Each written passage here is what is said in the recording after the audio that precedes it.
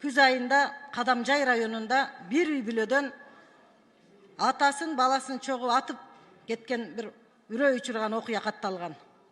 Коомчулукта резонанс болду эле. Мына ошол үй бүлөгө, ошол үй бүлөнүн кызынын башына дагы мына бүгүнкү күнү оор сыноо келип турат. Мен сүйлөгөнгө мажбур болуп турамын чынында. Ал аял киши мына кече баарыңыздар соц тармакта резонанс болду.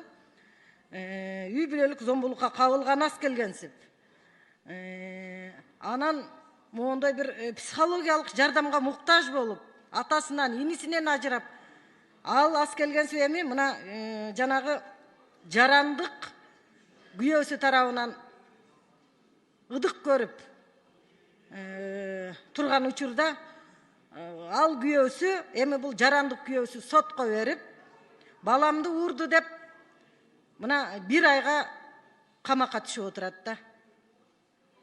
Мындай күкүк күйөөлөр көбөйдү өзү бизде Кыргызстанда. Балдарын карабай, бизде мыйзам жол бербейт. Көп аял алууга. Баласын карабай. Энеси менен энесинин багуусундагы балдарыбыз. Ошол күкүк күйөөлөрдүн мына укугун биринчи орунга коюп, кече эми бул тергөөнүн албетте бул тергөөгө кирише албайбыз.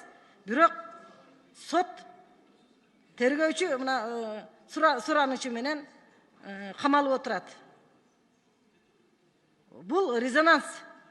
Ошон үчүн мен ушул коомчулуктун дагы бүгүн мына суроо талабы ушул болуп атат. Үй бүлөлүк зордук зомбулукка кабылган аялдын укугун коргоп чыгалы. Мен коомчулукка кайрылам. Ал аял эне, баарыбызда бала бар. Баласын мүмкүн анча-мынча ошол мындай психологиялык моундай кыйынчылыкка тушугуп турган учурда какыс-кукус кылгандыр кичине. Бирок мынчалыкка барып, бала аялды камап, үй балдарынан ажыратып коюп. Мына кече соц тармактагы тараган тасманы көрдүңүздөр. Карыган энеси чырылдап жүрөт, камабагыла, балдарынан ажыратпагыла энени деп. Ошон үчүн мен да коомчулукка кайрыламын. Үй бүлөлүк зомбулукка кабылган эне мыйзамдык дагы зомбулукка кабылбаш керек.